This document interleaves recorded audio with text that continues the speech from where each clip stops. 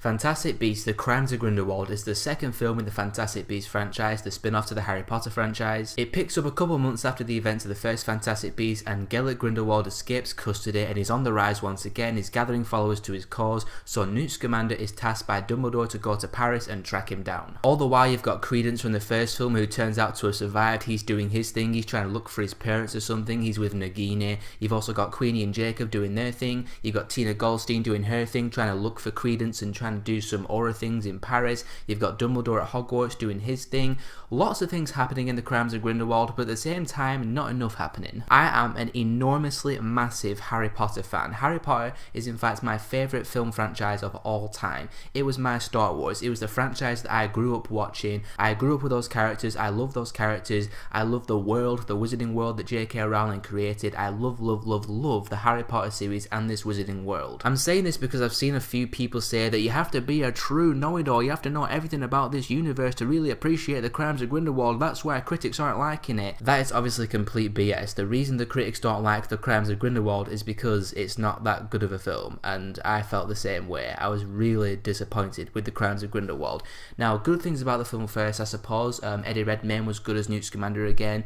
All the cast, generally speaking, do good jobs in their roles. The newcomers to this film at least, Jude Law as Dumbledore, I quite liked him as young Dumbledore. He felt like a young Michael Gambon Dumbledore with his mannerisms and the way he acted. I was a bit disappointed by his lack of screen time. He doesn't really get a lot of stuff to do in this film. They're probably just saving him for the next few films, which we'll get back to that in a little bit. But Jude Law as young Dumbledore, he was good, I liked him. And I liked Johnny Depp as Grindelwald as well. When I first heard Johnny Depp was playing the main villain of the Fantastic Beasts franchise, I was a little bit concerned because I didn't want any of the Johnny Depp, Jack Sparrow eccentricisms to be brought to the wizarding world, but there is no sense of that whatsoever in this character. He's a very cold, a very calculated, a very well-spoken, kind of intimidating presence. But again, just like Dumbledore, he doesn't really get a lot of screen time in this film. He doesn't get to do a lot of stuff in this film, and just like Dumbledore, they're probably saving him for the next film, and I suppose that's where I should just get into my negatives and talk about the biggest problem with this film for me. The Crimes of Grindelwald is the kind of franchise sequel film that I really don't like. It's a film that exists purely to set up the next films. I hate to use this comparison, but it's the best one I can come up with, but it reminded me of The Amazing Spider-Man 2. That film did nothing but set things up for what they wanted to do with The Amazing Spider-Man 3 and Sinister Six and all those films they wanted to do with that franchise, and they didn't concentrate on making that film a good film in and of itself.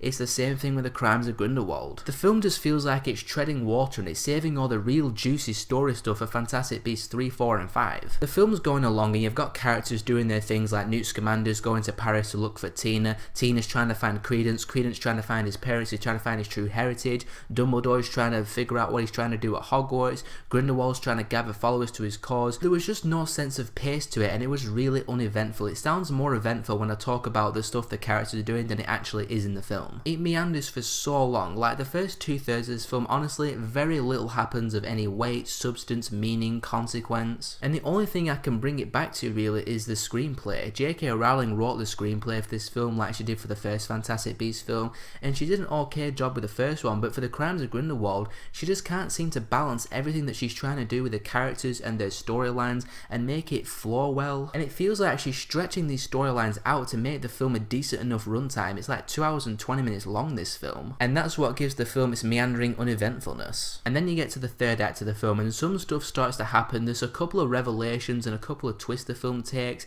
There was one scene, like there's lots of exposition explaining some backstory and some things about some characters which I won't spoil, and I'm just sitting there and like, I'm really surprised at how not into this I am, because these characters have not really been that well fleshed out in this film. We've only just been introduced to a couple of them in this film, so I'm not really invested in them, so these twists, turns, revelations aren't really doing anything for me at all. And then there's another big revelation at the very end of the film, then it cuts to credits and it's like, okay, see you in 2 years for Fantastic Beasts 3. And that's the biggest problem with the Crimes of Grindelwald for me. It just builds up to a film that just doesn't happen. It kind of felt like a part 1 film actually. It's like they had one big film called Fantastic Beasts: The Crimes of Grindelwald, they split it in half, and this is part 1 of that 2-part film, only it's not a 2-part film, it's just The Crimes of Grindelwald that's building up to Fantastic Beasts 3. Had they concentrated on giving this film its own story to tell and not relied purely on setting up the next films to come, it could have been a lot better. It does have some entertaining parts in it, some good magic stuff, some good mythology that it explores with the wizarding world,